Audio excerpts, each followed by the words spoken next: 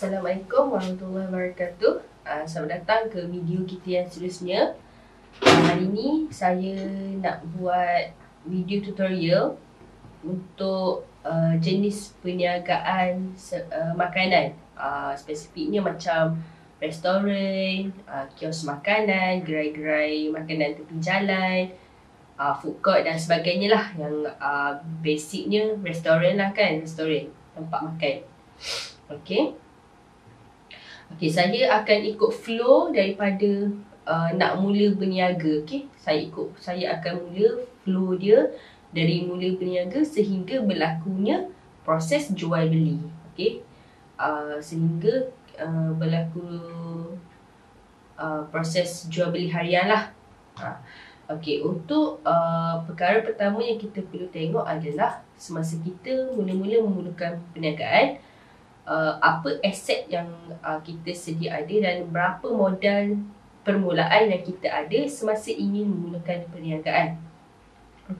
Kita andaikan sebelum kita nak mulakan perniagaan tu, kita ada modal sebanyak RM100,000. Saya datangkan kita ada modal untuk memulakan bisnes restoran atau makanan sebanyak RM100,000. Kita masukkan, kita mula kita satu ya. Kita masukkan tarikh awal tahun lah, awal tahun. Jumlah masuk katakan RM100,000. Tuan-tuan tak perlu cara pembayaran. Cara pembayaran ni kita tengok duit kita tu ada dekat mana. Contoh kata dalam bank. Kalau kata dalam bank, jenis bank apa? Kita ambil CIMB. Kita katakan perniagaan kita menggunakan bank CIMB. So modal kita RM100,000 ni dia ada dalam CIMB semasa memulakan perniagaan. Ini boleh masukkan nombor deposit ataupun difference yang berkaitan. Untuk catatan ni boleh masukkan apa-apa untuk rujukan kita sendirilah. So bila kita dah masukkan kat sini, dia akan efek dekat aliran wang. Aliran wang ni dia akan tunjuk pada kita dalam CIMB kita ada wang masuk sebanyak RM100,000. RM100,000 ni terpulang daripada mana sumber RM100,000 ni. Mungkin daripada kita buat loan ke, kita memang duit kita yang dah sedia ada kita memasukkan dalam perniagaan ke, itu pun boleh record sebagai modal perniagaan. Kalau kata senarai-senarai bank yang ada kat sini kita tak ada lagi, kita boleh pergi dekat database ni. Tak apa, kita lengkapkan dulu Katakan restoran.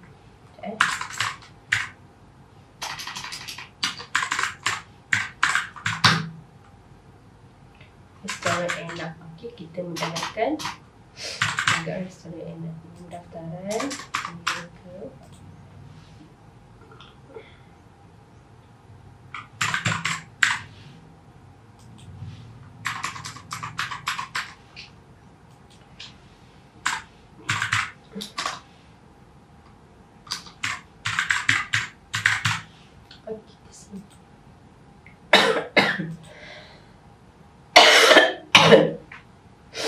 Katakan kita nak senaraikan bank-bank yang kita gunakan dalam perniagaan kedai makan kita ni. Kita boleh senaraikan kat sini Contoh kata kita tak ada BSN tapi kita ada Agro, kita boleh ganti kat sini Agro.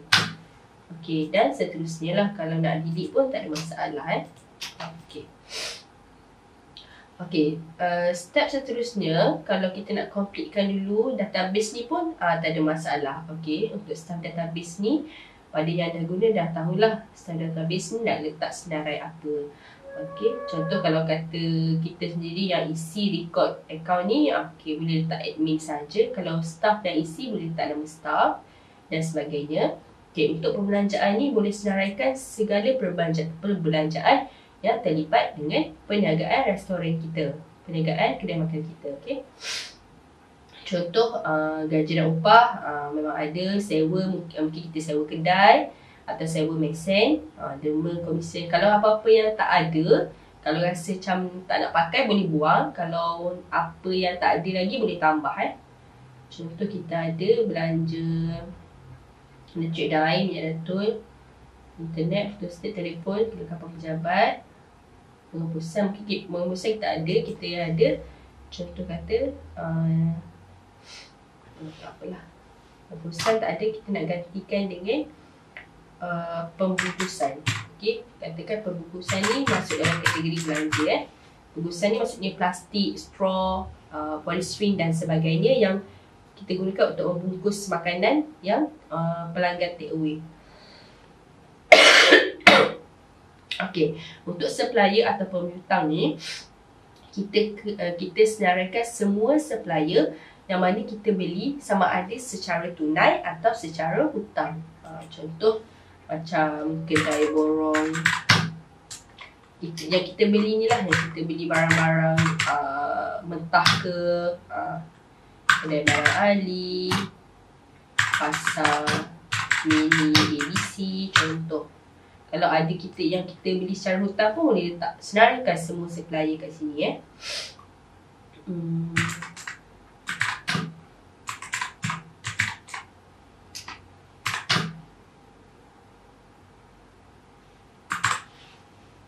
boleh senaraikan sini. Untuk penghutang ni, kalau kata ada customer yang berhutang, mungkin kita ada sediakan servis catering di mana kita mungkin cara bayaran ni 2 kali bayar ke 3 kali bayar ke, kita boleh letak nama pelanggan tu kat sini tu kalau kita ada lah, kalau tak ada boleh tinggalkan je. Okey, tadi kita dah bermula dengan modal 100,000. Okey, katakan kita ada kita dah ada modal bermula 100,000. Lepas tu kita nak beli barang dulu untuk mula perniagaan ni. Contohnya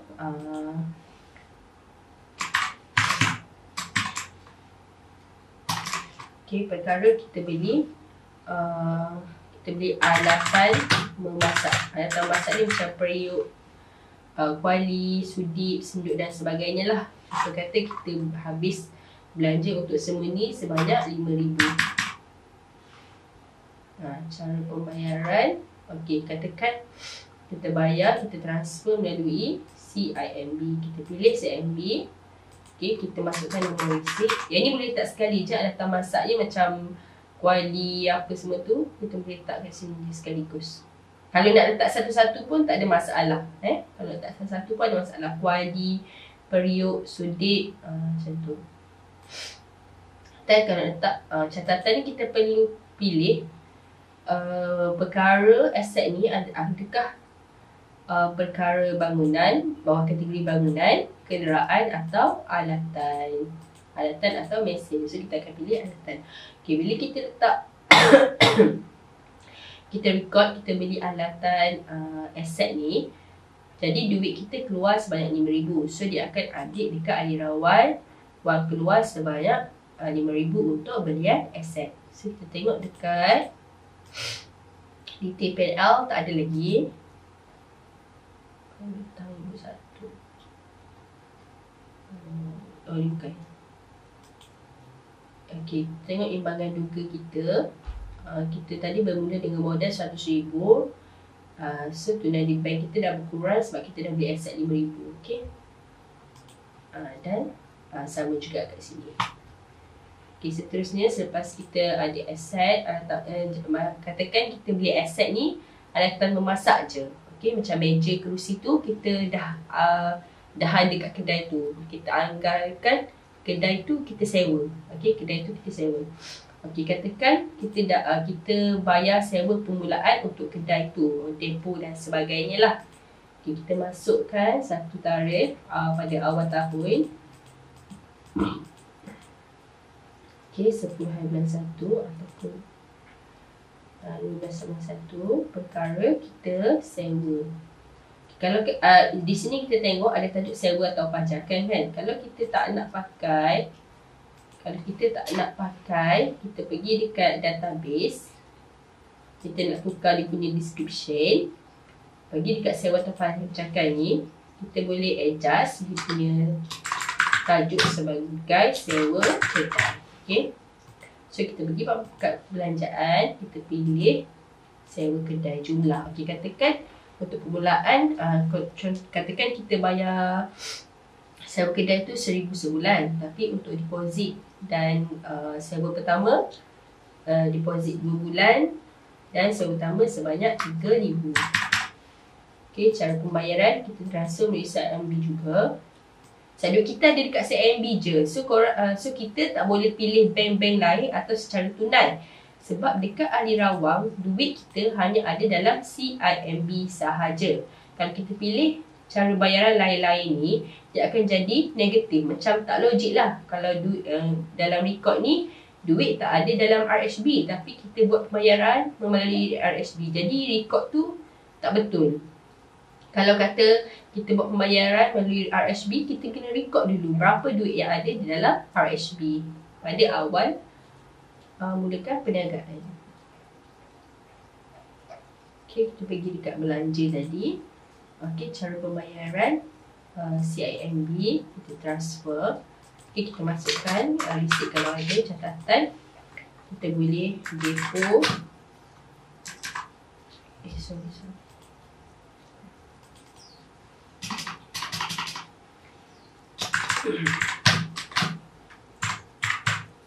Bulan plus bulan 1. Okey, bulan 1. So kita simpan data.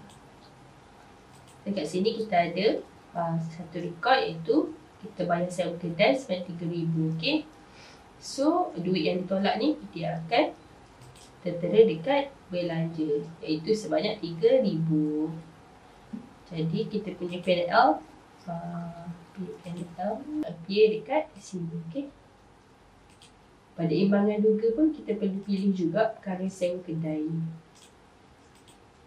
Dekat kunci kira-kira pun actually tak payah.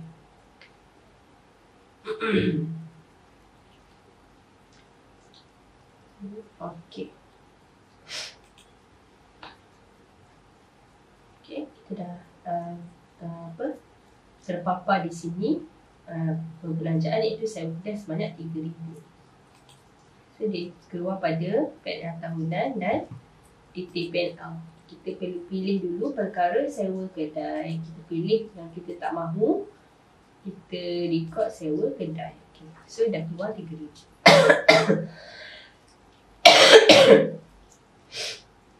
Okay, katakan kita beli berapa barang untuk preparation nak menjalankan perniagaan. Okay, katakan kita membuat satu lagi perbelanjaan, itu kita membeli barang-barang untuk pembungkusan. Barang-barang pembungkusan. Okay. Kita punya Januari juga. Okay. 5 bulan kita beli barang-barang pembungkusan. Okay. Okay, jumlah. Katakan kita beli, kita habis sebanyak RM2,000. Cara pembayaran kita, kalau kata kita guna kad ke, kita transfer ke, kita pilih CIMB juga. Okay, masukkan resit. Pembungkusan ni sekali lah, polystyrene ke, plastik ke, straw, cup plastik dan sebagainya. Kita boleh letak dekat catatan.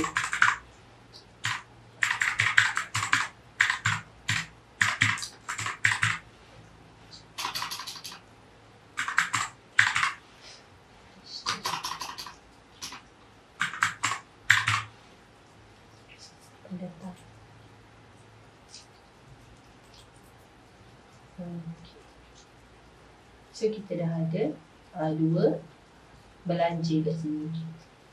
Kalau kita tengok dekat Ali Rawang, untuk pembelanjaan ni dia akan sekalikan je, dia tak ada kategori. Kalau kita nak tengok kategori belanja tu, kita boleh tengok dekat detail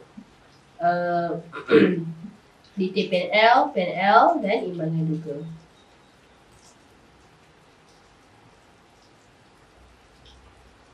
Kat sini kita perlu pilih itulah pembungkusan. Okey.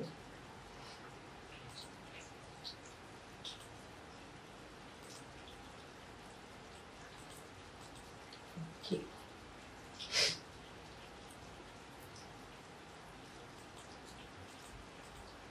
Okay, selepas kita dah prepare alat-alat, macam kita dah ada alat untuk masak, dah bayar sewa kedai, dah ada macam pinggan mangkuk semua dah ada lah. Lepas tu kita nak buat belian bahan-bahan mentah untuk kita nak mulakan operasi kedai makan kita.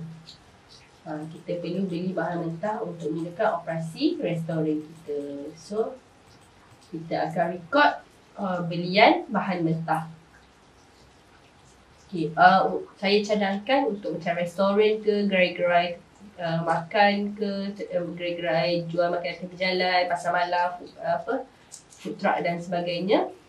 Tak perlu record bahan-bahan mentah ni dalam inventory sebab saya percaya bahan-bahan mentah ni dibeli dalam kuantiti yang sikit-sikit lah. Macam habis minggu beli lagi, ataupun hari ni habis barang tu esok beli lagi. So tak perlu record dalam inventory bahan mentah, cukup record dekat belian sahaja.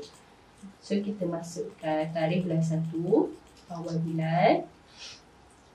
Okay, supplier, katakan kedai borong ni kita beli kita boleh sekalikan je. Kalau tak nak asing pun tak apa, tak ada masalah. Kita kata susu, gula, ataupun kita beli barang minuman macam teh, susu, apa lagi, teh, susu, gula, sangkuit dan sebagainya lah, yang barang-barang untuk stesen minuman tu.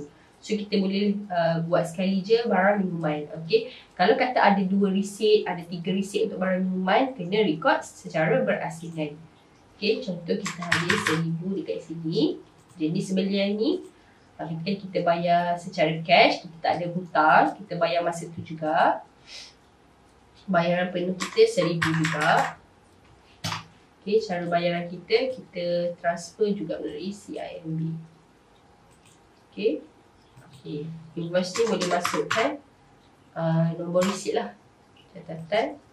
Kalau catat tak apa, catat, kalau tak nak pun tak apa. So kita simpan data.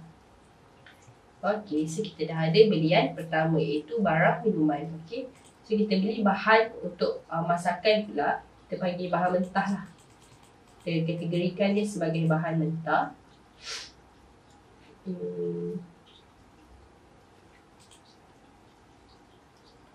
Okay, supplier, pasang.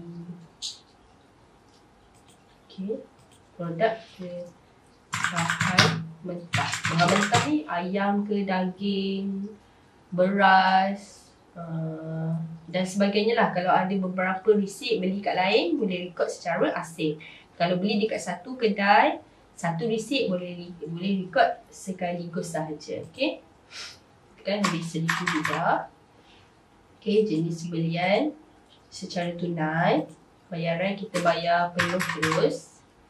Okay, cara bayaran CIMB, cara bayar. Okay, invoice, masukkan nombor resit. Okay, boleh buat apa-apa catatan. Okay, boleh sebut.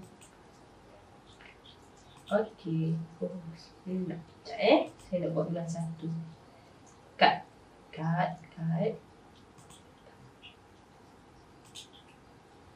Okay, seterusnya kita nak buat contoh kata kita beli bahan mentah. Bahan mentah untuk masak, untuk memasak. Untuk operasi restoran kita beli bahan mentah. Okay, kita masukkan nama supplier. Okey, katakan bahan mentah. Kalau kita beli dekat satu kedai, dalam satu resit, kita boleh record sekali je, jumlahkan sekali. Okey. Ya, secara cash, bayaran penuh sama dengan jumlah lah. Bayaran penuh ni sama dengan jumlah yang kita beli. Okey, cara bayar, katakan kita guna credit card, debit card, atau kita transfer, kita pilih CIMB. Okay, masukkan nombor resit yang berkaitan. Boleh buat apa-apa catatan. Lepas tu kita simpan data. Okay, so kita dah ada 2 record belian dekat sini. So kita tengok dekat alih lawang, belian kita dah berjumlah 2000. Okay. Okay, dekat belian kita boleh tengok kita punya sebanyak 2000.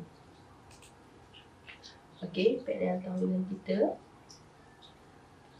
Kita tak ada sale lagi, jadi dia kita masih lagi menunjukkan kerugian.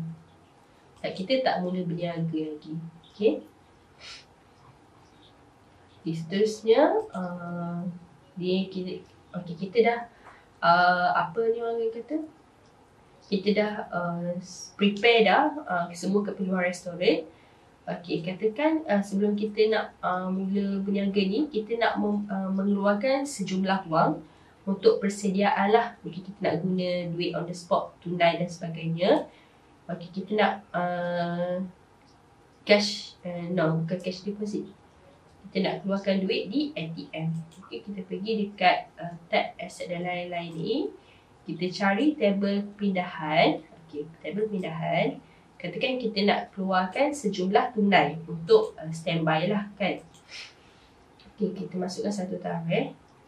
Contohnya kita keluarkan pada bulan 1. Pindah kepada ni kita boleh pilih tunai. Okey, pindah daripada duit kita tadi ada dalam CIMB.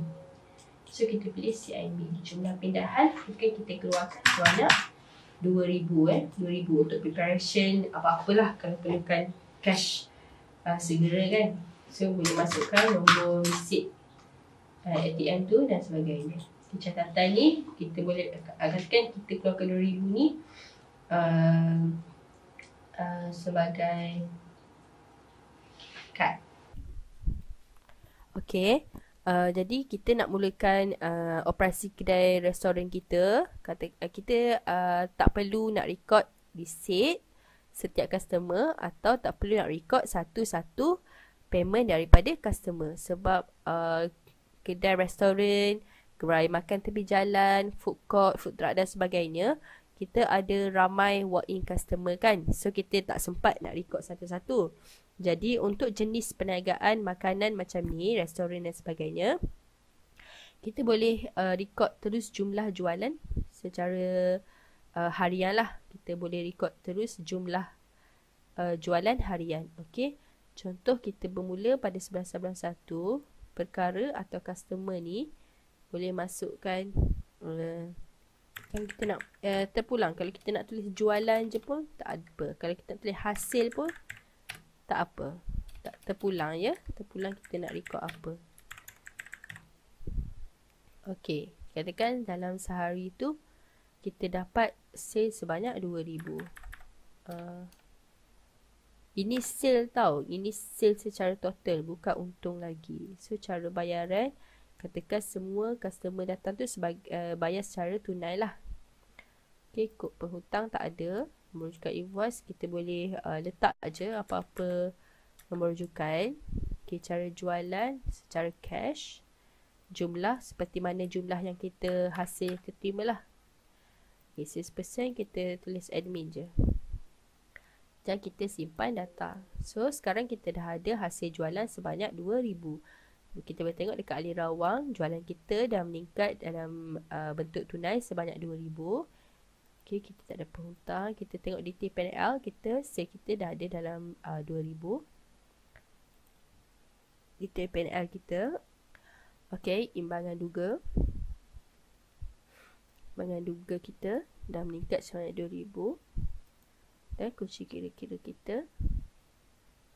Untuk rugi ni dia ambil dekat sini dia ambil dekat PNL tahunan dekat sini. Untung atau rugi bersih dia akan hantar dekat sini.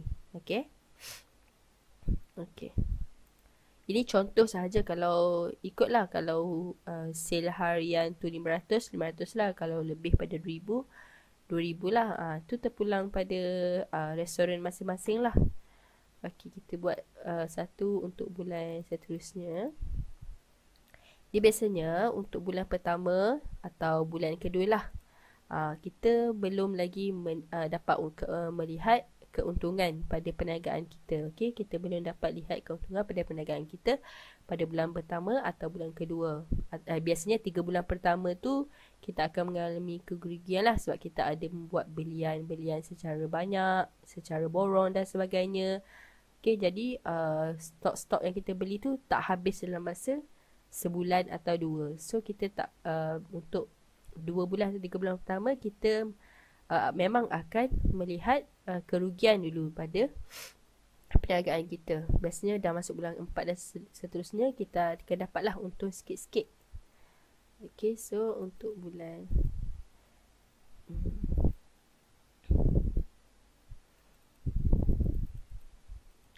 Okay, contoh kita ambil satu tarikh lain untuk 2021.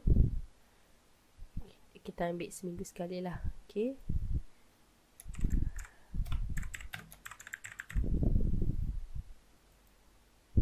Kita dapat 1,500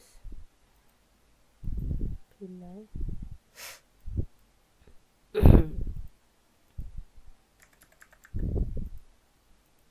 Tunai cash sebab customer datang bayar cash. Okey, katakan kita memang melakukan perniagaan secara tunai saja. Kita tak terima kad atau sebagainya. Kalau terima kad, kita perlu pilih cara bayar lain lah. Okey, admin. Okey, simpan data. Okey, katakan kita terima bayaran debit card dan sebagainya. Contoh dalam satu hari, contohlah pada 19 hari bulan tu kita dah ada terima bayaran melalui kad. Okey, melalui kad atau bank transfer. Okey, hasil jualan katakan sebanyak 500 bayar melalui bank transfer. Cara bayaran ni maksudnya kalau bayaran melalui debit card dan bank transfer tu dia masuk ke mana? Okey, katakan kita ada CIMB saja, kita perlu pilih CIMB. Kebutuhan tak ada nombor juga, kita boleh masukkan nombor receipt yang berkaitan. Okey, cara jualan ni cash juga walaupun dibayar melalui bank, debit dan sebagainya, kad debit dan sebagainya, kita perlu memilih cara jualan cash sebab dia bukan bayar esok atau lusa, dia bayar on the spot, masih bayar on the spot. Cuma beza dia kat sini lah, sebab duit tu kita dah dapat secara tunai tapi dia masuk ke bank kita. Kita simpan data. Okey.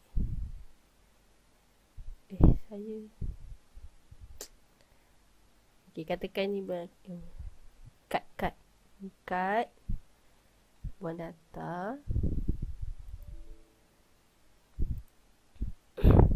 Okey, katakan pada 19/11/2001 ni kita dah terima bayaran secara debit atau bank transfer, Wave dan sebagainya lah. Biasanya kat kedai kita tak terima, restoran tak terima bank transfer kan, debit card ke Wave ke. So kita beza dia adalah dekat cara bayaran saja. Katakan ada RM500 yang membuat pembayaran secara kad, debit card. So biasanya kita kalau bayar secara tunai di tangan tu kita boleh tunai. Kalau dibuat bank bayar melalui kad, dia perlu transfer ke bank kita. Contoh kita ada CIMB je, so kita pilih CIMB. Tak ada kod penghutang, kita masukkan nombor rujukan yang kita nak. Okay, cara jualan masih tunai, masih cash. Okay, sebab dia bayar on the spot, bukan dia bayar esok dan seterusnya. Dia bayar on the spot, dia datang makan kedai kita. Okay, jumlah sama 500. Okay, so kita simpan data. Okay, so kita dah ada beza kat sini. Cara membayar sama ada secara tunai ataupun bayar duit 500 ni masuk ke CIMB. Okay, so kita tengok dekat aliran wang kita dah ada jualan sebab 3,500. Okay, detail PNL kita, jualan atau perolehan kita dah ada 4,000. Okay, PNL tahunan pun sama 4,000. Okay, kembangan duga kita masih sama, kunci kira-kira masih balance. Okay. Okey, seterusnya kita pergi ke akhir bulan. Apabila akhir bulan, biasanya kita akan bayar sewa, bayar upah, gaji, bayar bil, elektrik, air dan sebagainya kan. So, okey, katakan pada akhir tahun Januari, kita pilih 30 hari bulan, kita nak bayar gaji dan upah. Jumlah katakan kita bayar gaji untuk seorang sebanyak 1,000 melalui bank transfer daripada CIMB. Kita masukkan nombor rujukan, payslip dan sebagainya. Okey, boleh masukkan nama pekerja. Dan simpan data. Okey, kalau ada pekerja-pekerja lain lagi boleh masukkan. Okey, seterusnya mungkin kita bayar bil api dan air lah. Bil api dan air. Okay, kita bayar bil api dan air. Biasanya kita bayar next month untuk bil api bil air ni, tapi saya nak tunjuk contoh je lah. Okay, bil elektrik dan air. Okay, elektrik dan air jumlah katakan 1,000 juga. Cara pembayaran, kita buat pembayaran online daripada CIMB. Okay, invoice dan receipt, boleh masukkan nombor bayaran yang kita buat melalui online tu. Okay, kalau ada apa-apa catatan boleh catat, lepas tu kita simpan data. Okay, so pembelanjaan kita dah bertambah. Kita boleh tengok PNL tahunan ada tak appear. Okay, pembungkusan gaji dan upah ada. Sewa kedai yang tadi, elektrik dan air 1,000, pembungkusan. Okey, semua dah tertera. Kalau tak ada, kita perlu pilih untuk paparkan ya. Okey, imbangan duga pun dah ada saya rasa. Gaji dan upah, sewa kedai, pembungkusan, elektrik dan air. Okey. Okey, belanja kita katakan kalau ada apa-apa lagi belanja yang kita incurred, yang kita perlu bayar pada akhir bulan tu, kita perlu record lah semua belanja yang terlibat tu. Okey, lepas tu yang terakhir, saya rasa ini yang terakhir. Kita tengok dekat aliran wang. Kita tengok bahagian tunai. Kita ada jualan sebanyak 3,500 dan kita ada duit di tangan yang kita keluarkan daripada bank tadi sebanyak 2,000. So duit di tangan kita 5,500. So katakan kita tak nak pegang cash banyak-banyak. Okey, contoh kata jualan ni kita nak transfer masuk ke dalam bank. Okey, caranya adalah kita pergi kepada aset dan lain-lain. Kita pergi dekat pindahan ni tadi. Contoh kata pada 31/1/2021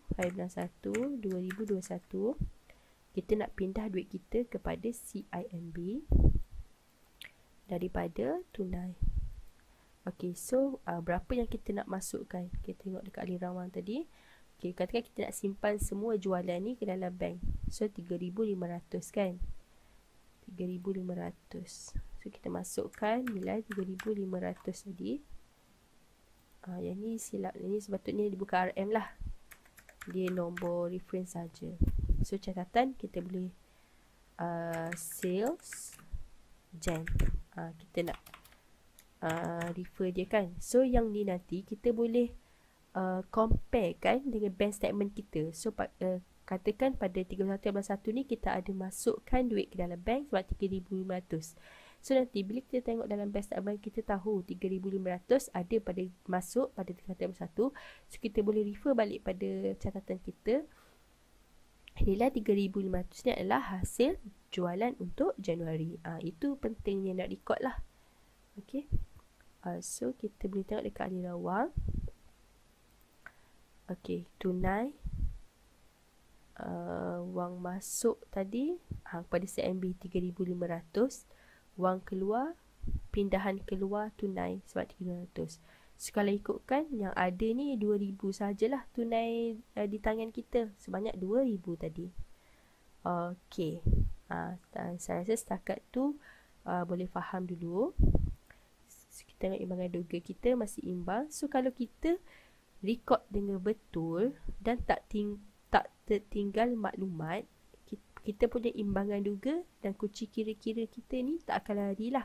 Dia akan sentiasa kontra debit dan kredit. Bahagian debit kredit ni dia akan sama, balance. Kunci kira-kira pun dia akan kontra.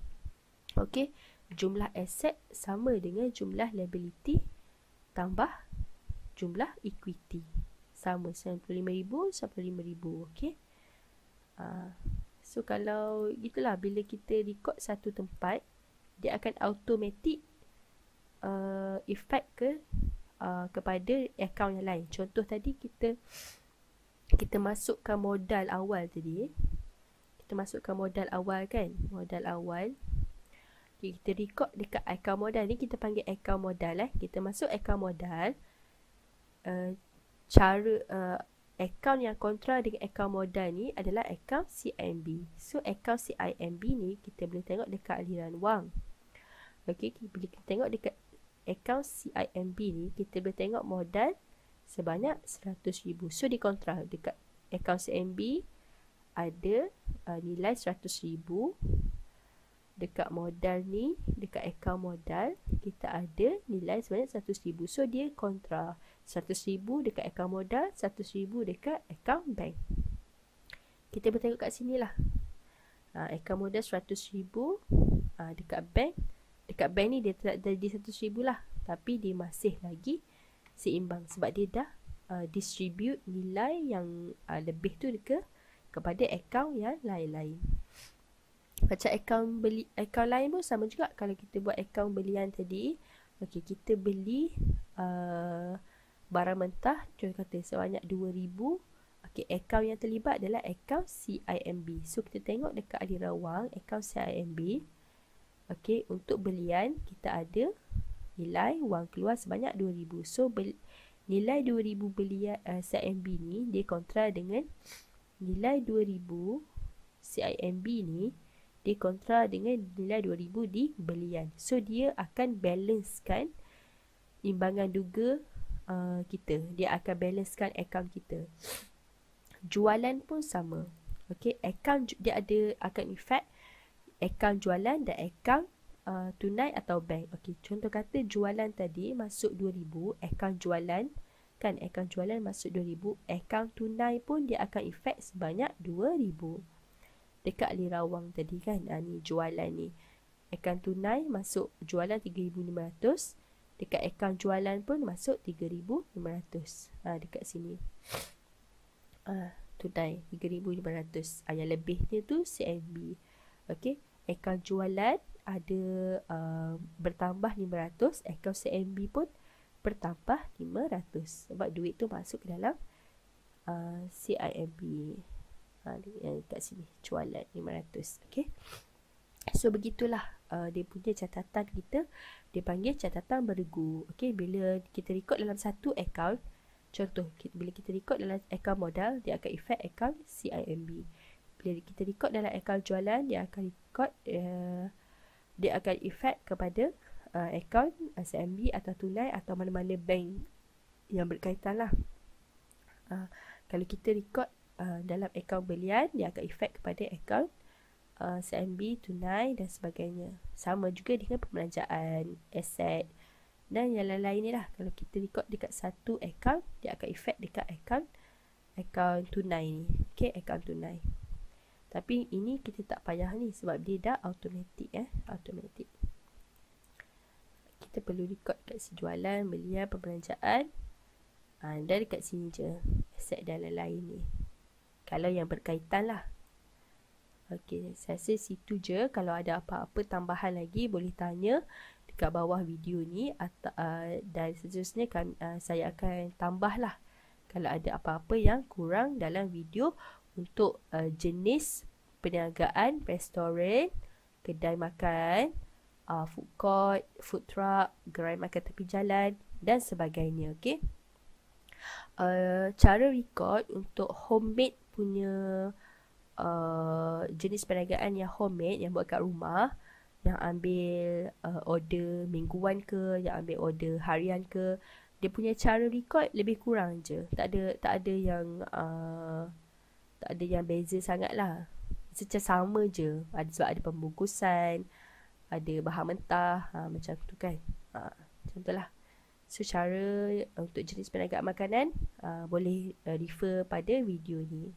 Okey, itu sahaja daripada saya. Nanti kita akan jumpa lagi pada tutorial untuk jenis perniagaan yang lain pula. Okey. Assalamualaikum warahmatullahi wabarakatuh.